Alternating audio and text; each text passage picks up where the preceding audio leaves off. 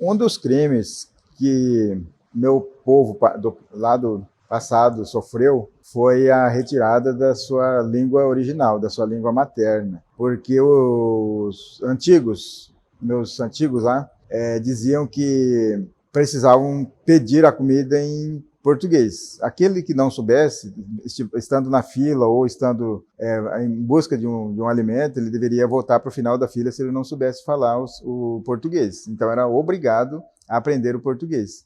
E hoje nós sofremos com isso porque praticamente perdemos a língua quiniquinal. Hoje ela está, de acordo com a professora Hilda, uma pesquisadora, a língua está em fase de coma profundo. Uma outra coisa que a FUNAI, isso eu cheguei a ver de perto, é a violência física contra o indígena. Os meus velhos da aldeia diziam que existia cadeias dentro da comunidade onde os indígenas ficavam presos por qualquer delito que cometesse. Poderia ser simplesmente porque alguma coisa aconteceu lá na sua casa, poderia chegar até o chefe de posto, o chefe do SPI, e ser detido e ficar lá por 30 dias, por 40 dias, depende, isso era uma forma interna que o SPI passou para a FUNAI. E a FUNAI aplicava muito isso, por exemplo, quando tinha um gado que a FUNAI criava lá na aldeia.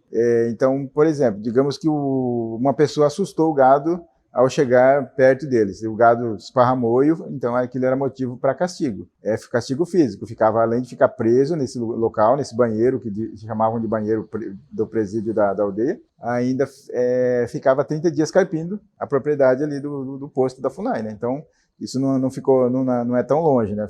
Até a FUNAI participou disso por algum tempo. Chefes e professores da FUNAI que castigavam nossos pais, ainda contam que sofreram muito castigo nas escolas da FUNAI ainda, né? Que hoje agora, no presente, a escola já não é mais da FUNAI, é do município ou do estado. Numa das minhas pesquisas, eu cheguei à conclusão de que os nossos indígenas não gostavam de falar. Os nossos anciãos, eles não gostam e não gostavam de falar sobre essas coisas, de violência. Eles tinham um medo de pensar no passado, no sofrimento que foram contados pelos seus pais, inclusive, né? Então a gente perguntava como que era, eles nunca gostaram de falar sobre isso, e nem de falar quem foi, porque o medo de retaliação depois, né? Então, se, por exemplo, falar que foi o SPI ou foi a FUNAI que incentivava, era motivo de medo, então não se falava muito nisso. Então, por isso que eu não tenho muito o que falar sobre isso, né?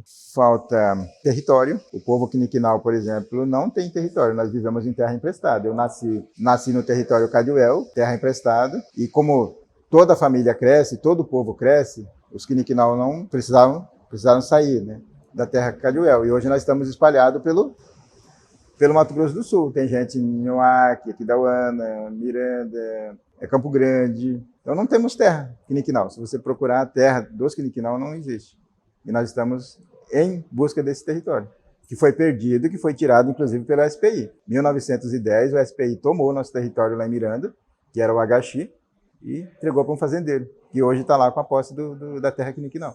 Para mim, ser uma pessoa indígena, eu acredito que ter um modo de vida, um pensamento mais voltado para a natureza, eu penso, né? Que cada povo indígena tem seu modo de pensar e modo de ver a natureza, né? Eu vejo a natureza de uma forma assim, que inclusive foi o que me levou a fazer o curso de biologia, porque eu gosto dessa vida livre na natureza, né? Assim como os animais têm a sua vida livre para colher, sem precisar, né, destruir. Então eu penso que ser indígena é esse preservador da natureza.